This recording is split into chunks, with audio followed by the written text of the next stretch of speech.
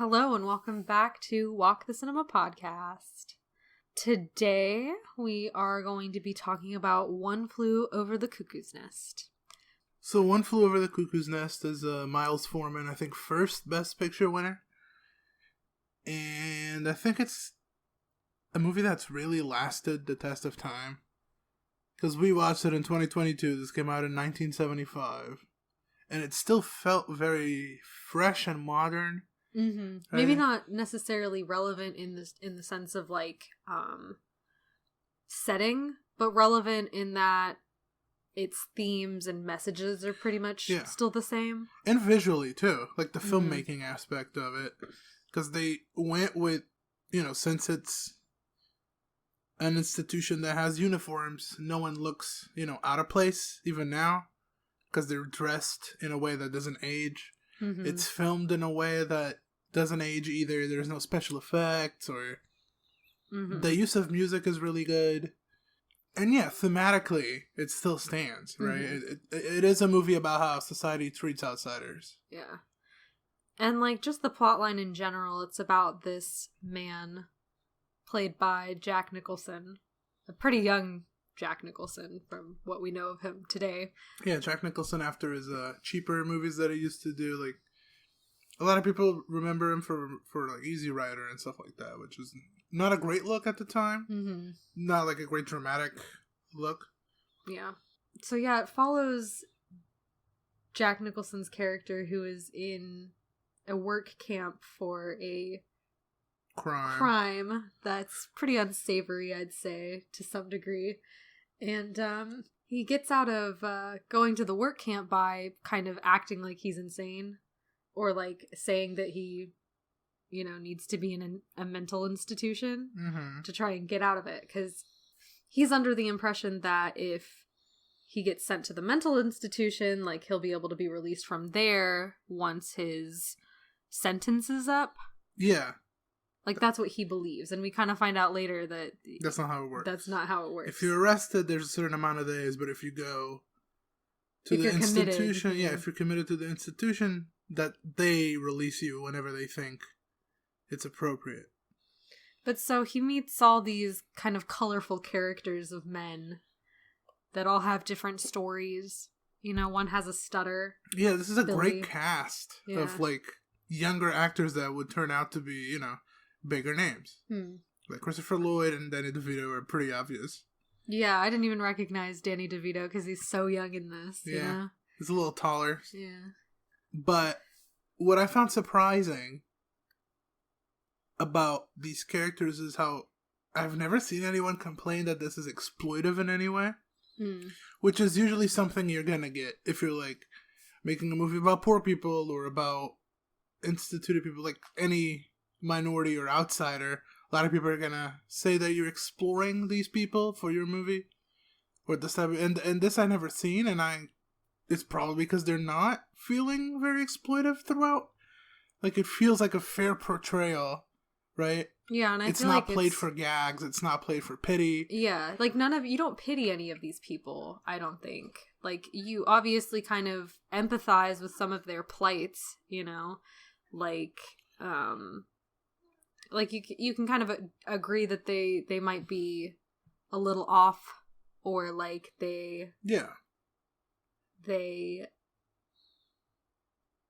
you might not agree with how they go about things. It seems like one of the characters, he's in there because he's so fearful that his wife's cheating on him, and that he put himself in.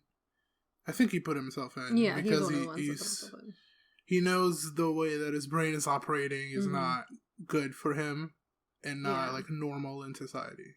But even before you know that he's self-committed, you don't really feel bad for them. Because, you kind of don't think that they're being treated super unfairly at the beginning, You right. do have, the nurse, Ratchet, that is in charge. And she kind of runs the things, but you don't really see her as super evil quite yet. I think a lot of people do see her as super evil, though. She's always one of those huge villains. Yeah. human villains in films, she's like a big one, and I don't think she's super unfair until the end. Mm-hmm. I think there is a power struggle between her and Jack Nicholson. Mm-hmm. But I think that's kind of it might be the main plot, but I see more as a side plot or like what's happening. I think the main plot is Jack Nicholson figuring himself out. Mm. And then the power struggle is like part of that and not the main focus. Right. But a lot of people think it's the main focus and think she's like this terrible person. Which, I mean, she did terrible things by the end. Yeah, but I still think that I kind of slightly disagree where I do think the power struggle is a main focal point. Because I feel like neither one of those characters have ever, like, really had their authority challenged. Yeah. Where, like, Nicholson's character, like, yeah, he's been put in prison and stuff, but it hasn't broken his spirit. He's still kind of the rooster. Yeah. He's very charismatic. And he's charismatic. He's all over the place. Him, yeah. He's very charismatic because used to be the leader. Yeah. And he kind of does become the leader of the patients, which, of course, the nursing staff does not appreciate. Yeah.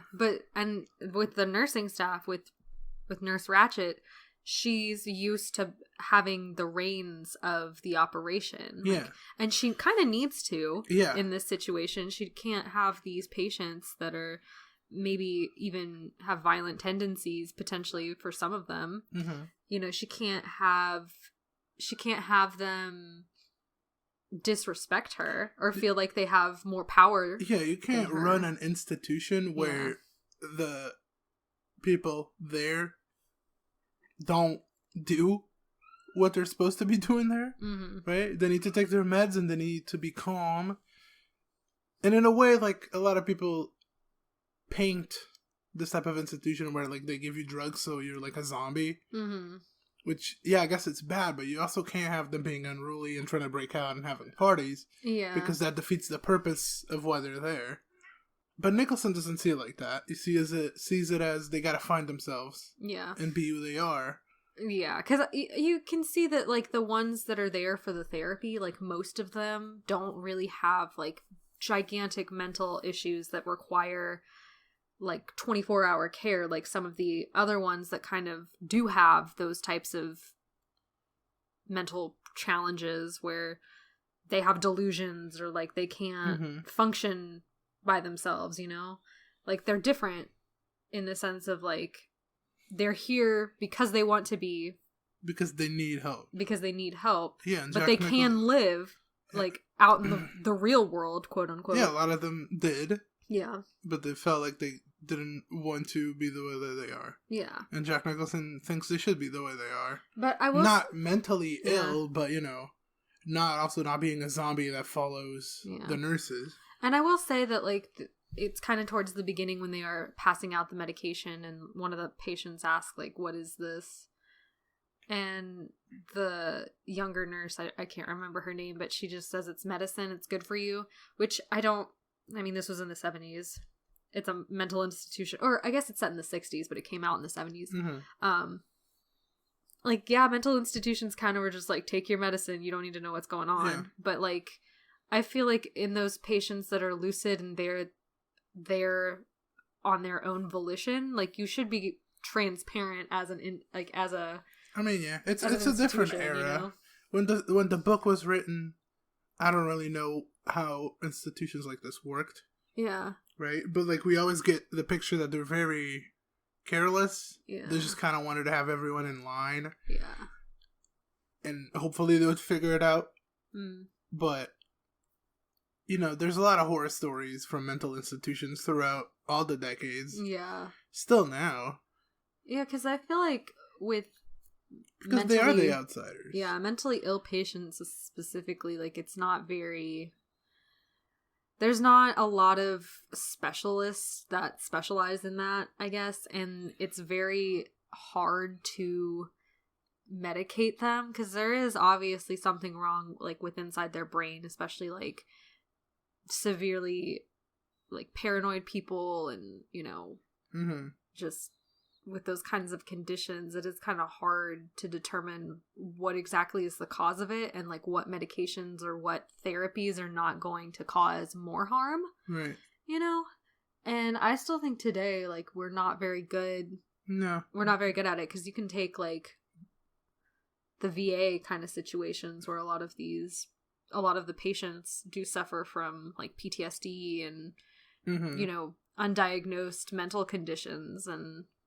But it's less taboo now. Yeah, it is less taboo. Like, some years ago, you couldn't mention you're depressed or have PTSD without people saying you're making it up or you're imagining it. Yeah, it's very true. And it's still, people do still say that, like, you're imagining it, or there's still a stigma that your mind is weak if you're going through But yeah, it's time, an illness, you know? just like all others. Like, Yeah. if you have the flu or if you have some trouble in the bathroom, like, no one's gonna make fun of you for that. Yeah. Not realistically. Like, sure, someone will make fun of you, but, like, it's not socially acceptable to make fun of someone with cancer or anything like that. But it's still, people still, like, don't take PTSD and depression too seriously. Yeah.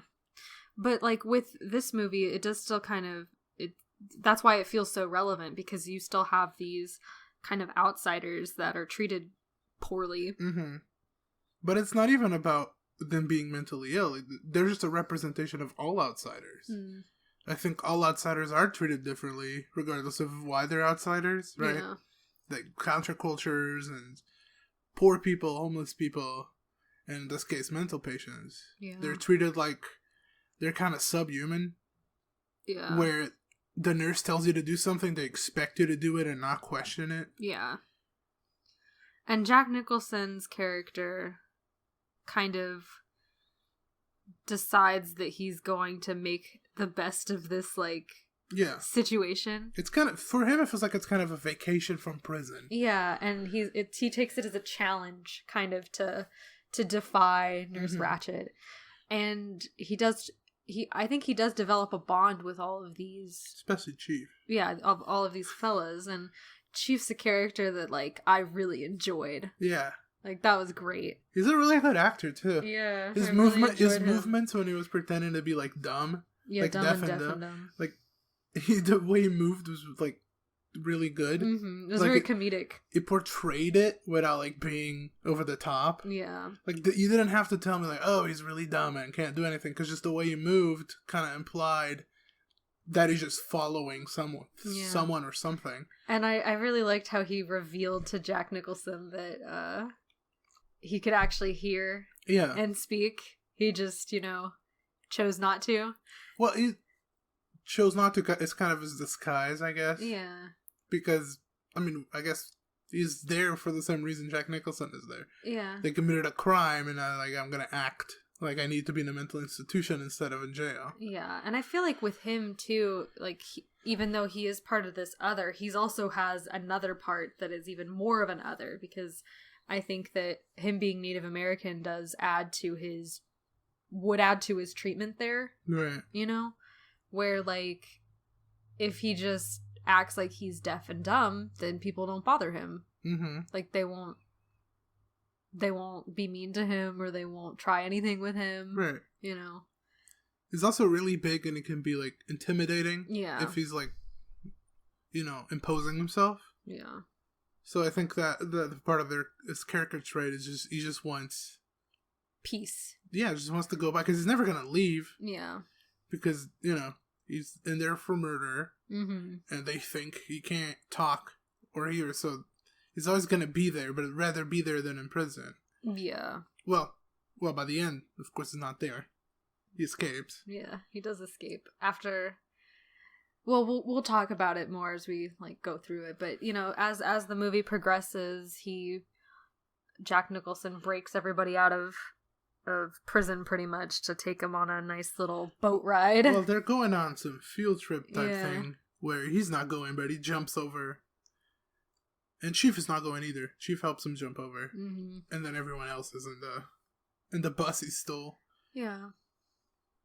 They just go fishing. Yeah, they meet his girlfriend. Yeah. And then, as it progresses more, Nurse Ratched feels like she has to kind of control other stuff too, so she rations their cigarettes and, controls the music. Controls the TV, yeah. She also had an opportunity to let Jack Nicholson go back to jail, which she did not take because she wanted to take it out on him. Yeah. She wanted him to stay so she could control him. Yeah. Even though she knows that he shouldn't be there. He should be in jail. Yeah, which is another reason why I think she's a little bit evil, because... No, she's evil, for sure. She's vindictive, at least. But at least, like, in this progression, like, where you kind of see, like, at the beginning, you're just kind of like, she's kind of just doing her job. She's just kind of a hardball on people, And then with that one, where it's like, obviously this man doesn't need to be here, but you're keeping him here because what? Because if you don't let him out, you could keep him in there forever. Yeah. Well, if he goes to jail, he'll eventually get out. Yeah. And then, they throw a party because... Actual one hell of a party. Nicholson's gonna escape with Chief, I think. They were both going to escape at that point. That was the plan, but Chief did say that he couldn't. Yeah. So, I guess we never figured that out. Yeah, we never know if he would actually have left together. But, basically, he gets Billy, the kid that stutters, to have relations with one of the girls that he brought in. Yeah. And it kind of boosts his confidence. He loses his stutter for a minute. Yeah. When he's standing up to Nurse Ratched. Yeah. And when she threatens to tell his mother, he recedes in on himself. And he becomes like this little boy that's scared of his mother. He can't talk properly. And she's kind of careless about it. No, she knows what she's doing. That's blackmail. Yeah. 100%. She blackmails him into ratting Jack Nicholson out. And he does it because he's a scared little boy at that point. And then he ends up killing himself. Yeah. Like, immediately. Yeah. Which is part of, like, why Jack Nicholson just loses it on because Ratched. They're all kind of close by this point, and so everyone's, like, just completely distraught and upset, and Nurse Ratched is just kind of like, the best way to continue on is to just continue on, and go about our day as normal. And that makes him really lose it because she's very careless. Yeah, because to her, he's nothing. Yeah. Right? He's an outsider that she doesn't care too much for, right? Yeah, but it's because crazy. They formed this group, right, of friends in the institution because of Jack Nicholson, right? But they become like family. They don't have anyone else. They don't have anyone else that cares for them. Yeah. They have the nurses that give them medication, but that's not really caring. Yeah, and the orderlies that sometimes talk to them. Yeah. Sometimes. But, it's just like, she's so careless in this situation, and it's like, she says something about how she's good friends with Billy's mother, and so I think, and that she knew him from a young age, so it's kind of like she knows intimately his problems and still doesn't care. Right.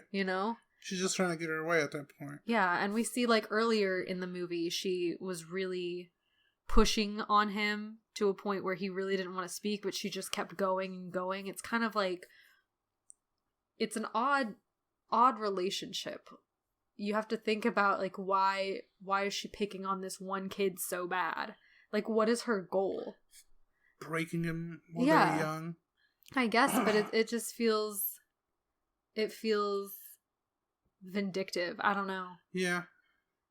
She doesn't come off as pleasant. Mm-mm. Ever, but I don't know. I guess her villain arc is a lot more toned down.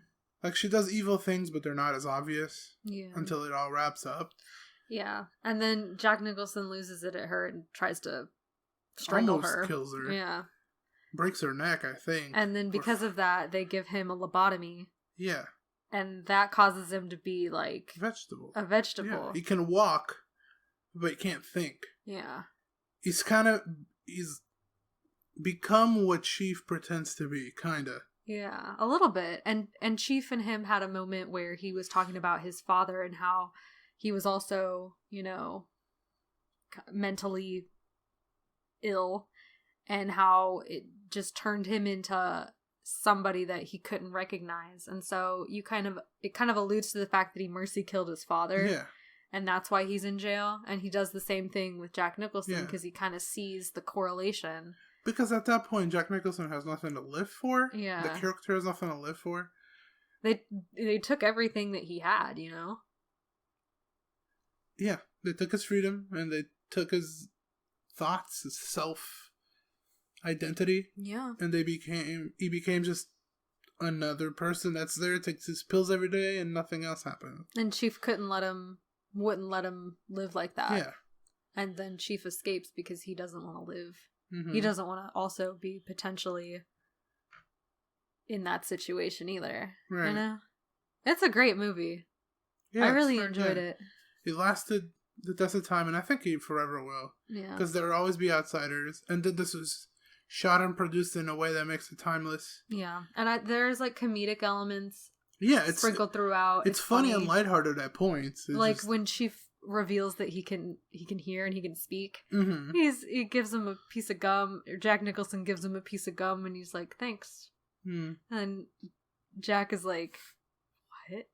And so he tries to give him another piece, and he takes it, and he's like, "Juicy fruit."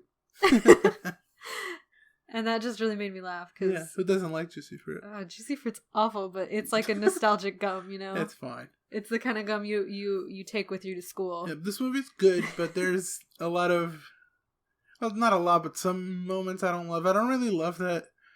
It seems like kind of force Billy to be with Candy. Even though he wants to be with her, he's just unsure. And like it's not the right time, whatever. Yeah. And Candy's also like, I don't know, I'll do this as a favor. Like that's it rubs me off a little wrong. It's probably the part that aged the worst. Yeah, I mean, I don't think this is a perfect movie, but it's definitely, good. There's moments, like the workers threatening to beat the crap out of some of the people there. Like, if you're gonna work in a mental institution, you need to handle yourself better than that. Yeah, and I think it does show kind of, like, generational type things. Yeah, like, in the 60s, it was time.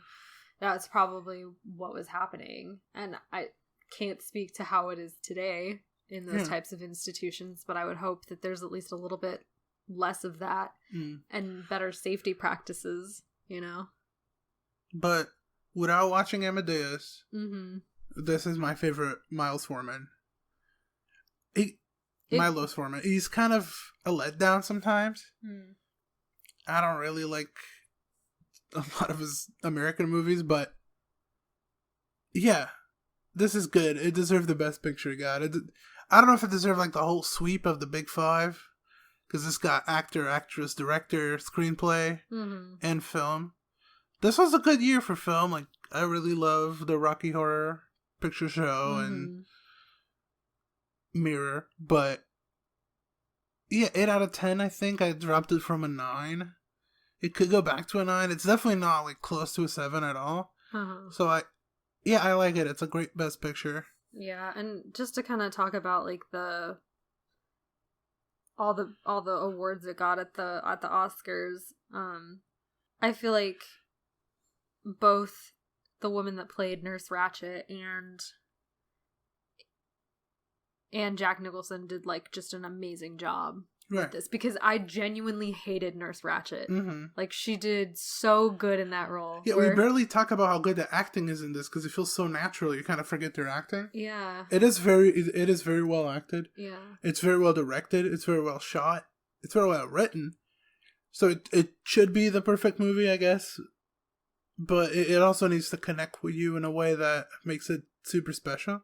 But if this is your favorite movie or one of your favorite movies, or you think it's a 10 out of 10, I would be hard to disagree with you. But just for me, it's not a 10 out of 10. It's still really good. Yeah, I agree. It doesn't hit that 10 out of 10 for me either, but I did give it an 8 out of 10 because I did enjoy myself a lot more than I thought I would.